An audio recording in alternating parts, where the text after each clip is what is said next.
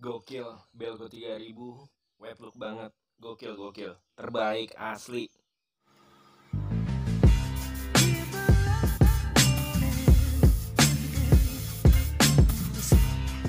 Nah oke bro, jadi ini udah selesai didasarin warna hitam.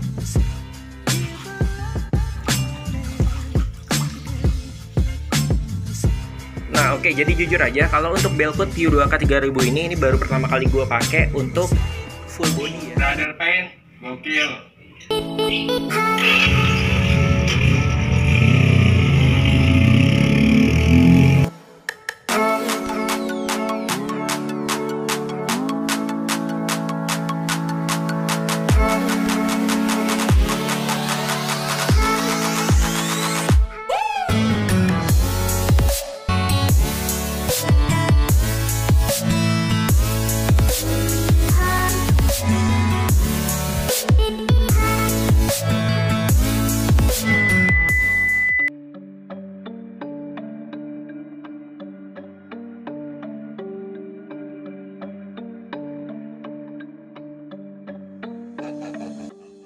Assalamualaikum warahmatullahi wabarakatuh. Balik lagi di Brother Paint Channel pastinya. Semoga kalian selalu sehat dan selalu dalam lindungan Allah Subhanahu wa taala.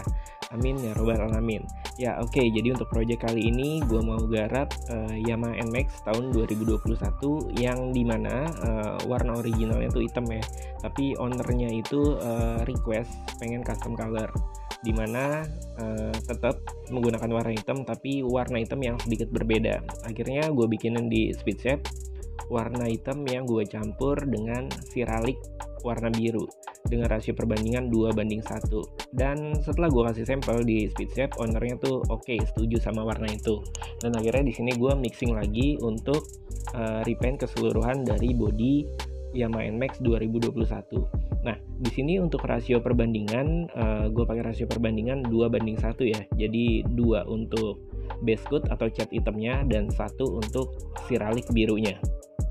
Nah, jadi untuk catnya di sini gue pakai setengah dan untuk Siralik birunya gue pakai 1/4. Ini Siraliknya gue campur semua ya, antara cat hitam dan Siralik birunya itu dicampur, jadi setengah untuk cat hitamnya dan 1/4 untuk Siraliknya. Nah, oke, di sini gue coba cek dulu di bawah sinar matahari apakah warnanya udah sesuai dengan sampel yang sebelumnya gue bikin. Jadi kalau untuk warna sendiri itu bisa sesuai selera ya.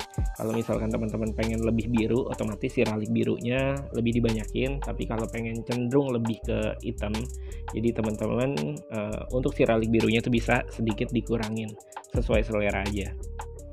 Nah oke, jadi alhamdulillah untuk warnanya udah cukup sesuai ya dengan sampel yang gue bikin sebelumnya di media speed shape ini.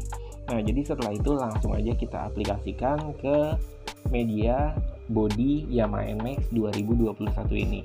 Nah jadi setelah epoxy gue nggak langsung mengaplikasikan cat yang tadi gue bikin ya, yang gue mixing antara cat hitam dan Siralik birunya. Di sini gue menggunakan dasaran hitam dulu. Menggunakan dasaran hitam kita aplikasikan sebanyak 2 lapis. Setelah itu baru kita masuk ke warna inti sekitar 2 lapis.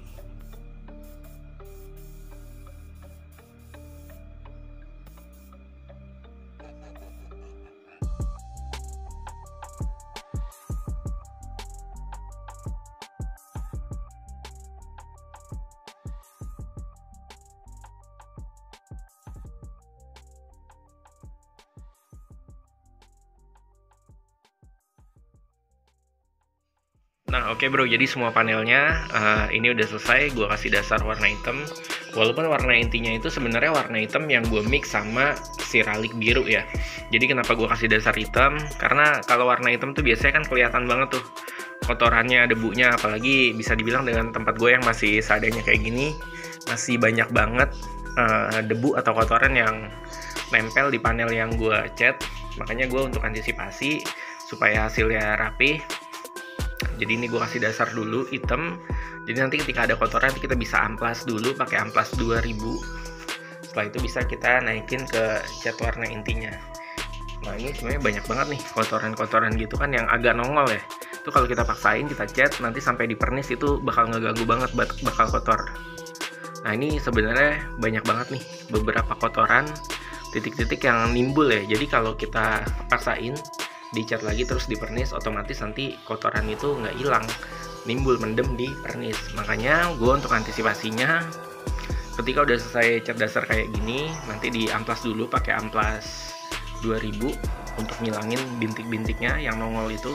Nanti baru dicat warna intinya, yaitu warna hitam yang gue campur sama siralik biru. Intinya biar lebih rapi aja sih, karena ya itulah akal-akalan gue gimana caranya dengan tempat gue yang masih bisa dibilang yang seadanya kayak gini, masih banyak banget debu ya.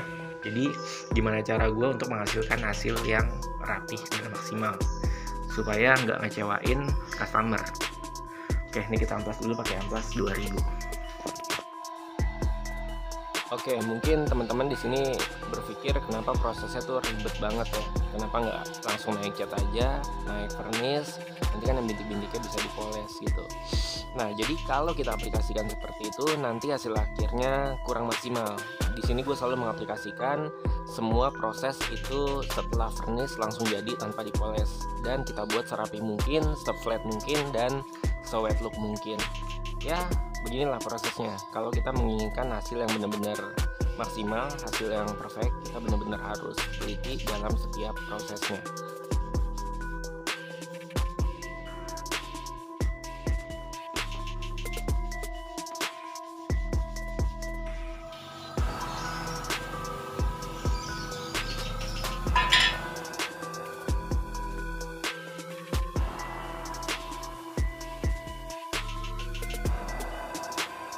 Nah, oke, jadi untuk rasio perbandingan antara cat dan thinnernya itu menggunakan rasio perbandingan 1:1. Dan untuk thinnernya, teman-teman wajib menggunakan thinner PU. Karena banyak juga di luar sana yang masih meremehkan soal thinner ya. Jadi ya udahlah pakai thinner HG aja, nggak apa-apa. Nanti pada saat vernis baru menggunakan thinner PU. Nah, jadi kalau kita menggunakan thinner HG, nantinya panel yang kita cat itu biasanya teksturnya agak kasar, nggak halus seperti kita menggunakan thinner PU.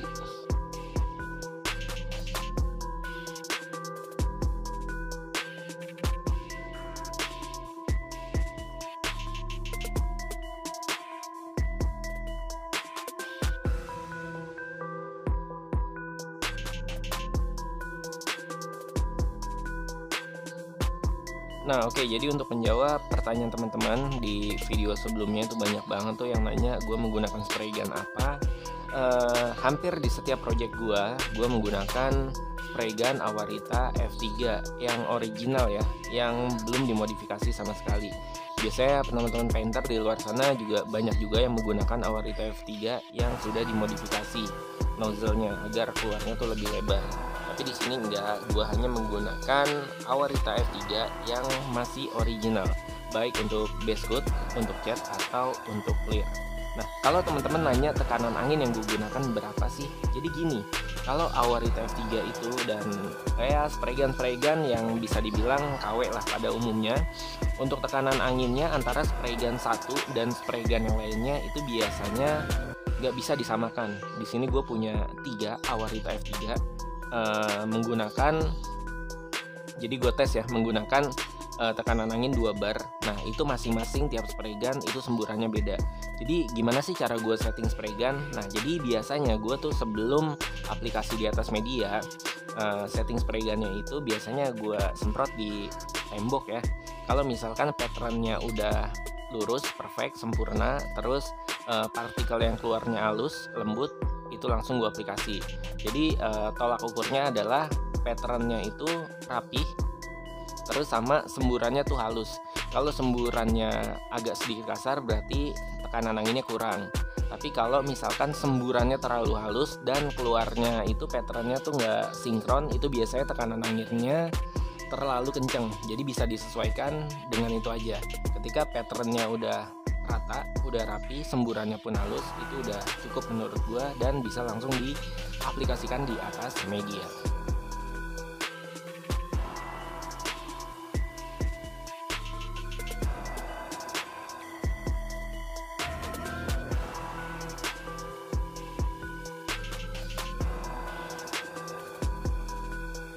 Nah, oke bro, jadi semua body udah selesai semua dicat. Sekarang kita tinggal masuk proses furnish ya, atau clear coat. Jadi sebagian body gue masukin di dalam. Kenapa? Karena kalau sekaligus nanti takutnya flash off-nya itu nggak sesuai ya. Karena saking banyaknya body yang nanti di furnish, itu flash off-nya nggak seimbang. Misalkan antara lapis pertama dan lapis kedua dijeda 15 menit, cuman karena terlalu banyak body yang di aplikasi, otomatis pasti bakal ada yang lebih tuh waktunya dari 15 menit. Jadi untuk tahap pertama gue ambil yang beberapa panel dulu, setelah ini selesai baru lanjut panel yang selanjutnya. Nah, oke, jadi untuk furnish atau clear coat di sini gue menggunakan Belcoat PU2K 3000. Nah, oke, jadi jujur aja kalau untuk Belcoat PU2K 3000 ini baru pertama kali gue pakai untuk full body ya. Kalau sebelumnya di tahun 2018 gue pernah pakai di tangki Ninja Mono dan hanya tangkinya aja, dan itu hasilnya benar-benar oke banget, wet look banget dan keras banget. Dan terakhir gue cek sebulan yang lalu, kebetulan Ninja Mono itu punya teman gue cek hasilnya masih oke banget, masih wet look banget, dan clear coatnya itu keras banget. Untuk project kali ini gue mau pakai Belcoat PU2K seri 3000 ini untuk full body NMAX 2000.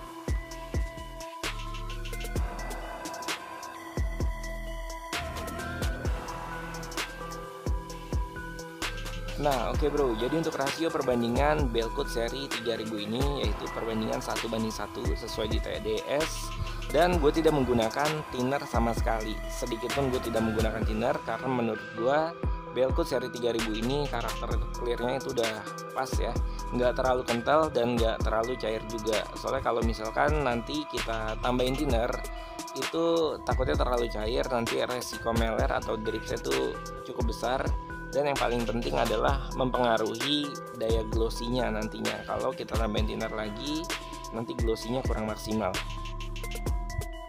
Nah, jadi ini satu hal penting yang teman-teman harus perhatikan ketika habis menyampurkan antara clear dan hardenernya, itu jangan langsung dipakai, jangan langsung dimasukin spray gun terus langsung diaplikasikan ke media. Usahakan didiemin dulu minimal sekitar 8 menit atau maksimal sekitar 10 menitan lah. Jadi biar nggak bermasalah. Soalnya kalau misalkan habis dicampur antara hardener dan clearnya itu langsung dimasukin ke spray gun, langsung diaplikasikan, tuh biasanya timbul bintik-bintik. Nah, oke, jadi medianya udah siap untuk di clear atau untuk di furnish. Pastikan medianya itu bersih ya. Jadi biasanya kalau sebelum aplikasi furnish, medianya tuh gue lap dulu menggunakan teflon. Dan yang paling penting adalah clearnya atau furnishnya itu wajib banget disaring ketika masuk ke spray gun untuk meminimalisir masuknya debu-debu halus yang nggak kelihatan ikut tercampur ke clear. Nanti pada saat kita aplikasikan ke media itu pasti akan kotor. Nah, oke, jadi sekarang kita masuk furnish tahap awal. Jadi di sini trik yang biasa gue lakuin adalah untuk aplikasi awal gue buat clear coat itu tipis-tipis ya, nggak langsung tebel, nggak langsung basah.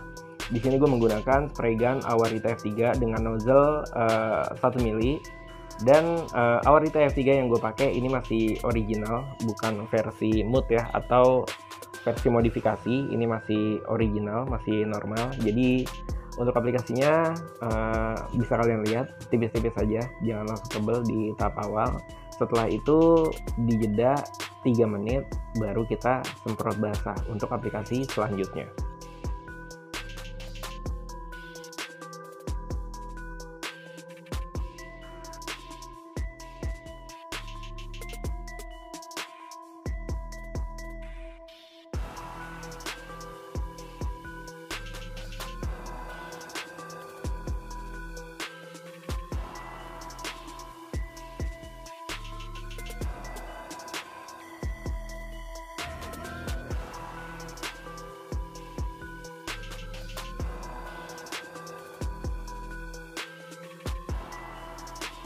Nah, oke bro, jadi setelah aplikasi awal tadi kita bikin tipis-tipis, setelah itu kita kasih jeda 3 menit. Setelah kita kasih jeda 3 menit, kita bisa aplikasikan langsung basah.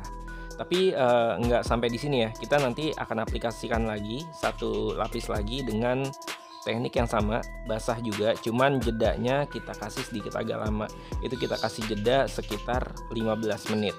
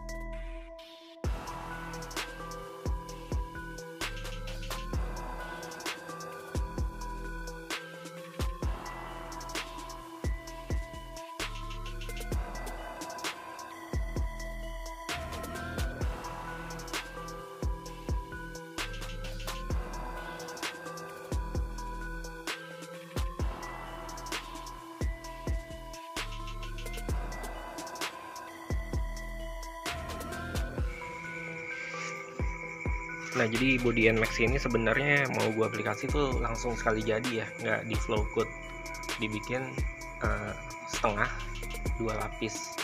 Cuma karena kemarin ketika body ini udah di aplikasi setengah 2 lapis, di jeda mau masuk furnace tahap selanjutnya, tahap akhir, udah keburu hujan. Karena kebetulan emang sekarang lagi musim hujan kan ya, tiap sore tuh udah hujan. Akhirnya ya udah cuma gue furnace setengah 1 lapis. Wet look sih wet look gitu, wet look lah intinya, wet look pakai Belcoat 3000. Cuman masih agak gremeng sih kalau menurut gue ya. Mungkin untuk sebagian orang segini udah cukup, tapi kalau untuk gue pribadi kayak masih kurang aja gitu. Apalagi ini kan warna gelap kan, kelihatan banget kalau misalkan kurang becek, kurang wet look. Kalau misalkan dibikin lebih wet look lagi, lebih becek lagi, dan lebih flat lagi, pasti akan jauh lebih istimewa. Nah oke, jadi untuk flow code atau aplikasi furnace 2 tahap, cara pengaplikasiannya seperti ini ya. Ini gua amplas, panelnya menggunakan amplas nomor 1500 sampai rata semua, penampilannya akan doff seperti ini. Nah untuk pengaplikasian furnace kembali, juga di sini gua nggak langsung basah ya, gua bikin tipis dulu, berkabut tipis-tipis tapi tanpa jeda ya. Jadi setelah disemprot tipis-tipis langsung disemprot basah, cukup 1 lapis. Setelah itu kita bisa langsung taruh ke ruang tertutup supaya nggak ada debu nempel pada saat proses pengeringan. Mungkin di sini nggak gue bahas terlalu detail karena durasinya udah terlalu panjang. Gue udah pernah bikin gimana sih cara flow code itu, sebelumnya ada, nanti kalian bisa cek aja di deskripsi ya, kalian bisa cek di situ. Nah, jadi di sini gue mengalami sedikit kendala pada saat panel ini gue furnace. Itu ada kotoran yang nempel ya. Jadi kotoran yang biasa nempel di panel yang lagi gue furnace itu biasanya kayak serat benang gitu. Nah, untuk ngakalinnya gue cabut menggunakan peniti atau jarum pentul. Jadi supaya nanti hasil akhirnya tetap bisa maksimal. Jadi kotorannya kita angkat menggunakan peniti atau jarum pentul.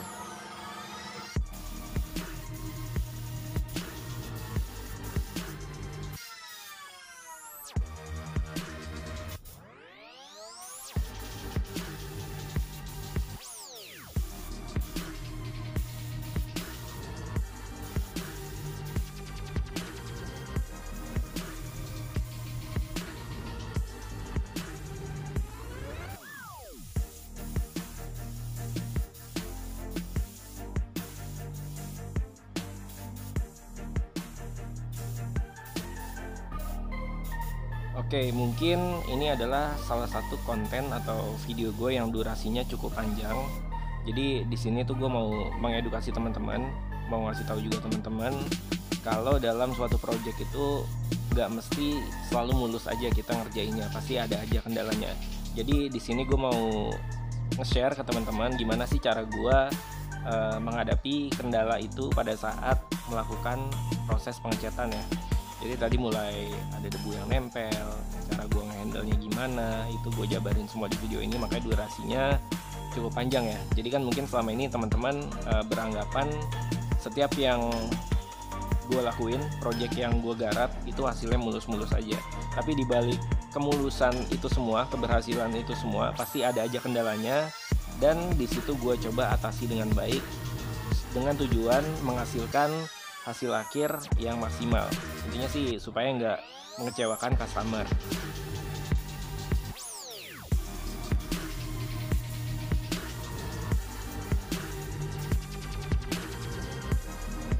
Nah oke bro, jadi ini dia untuk hasil akhirnya nih, alhamdulillah perfect banget, bener-bener mirror, kita bisa ngaca di sini. Insya Allah kalau kayak gini kondisinya customer pasti puas banget. Oke, thanks buat kalian yang udah simak video ini dari awal sampai akhir. Thanks for watching. Assalamualaikum warahmatullahi wabarakatuh.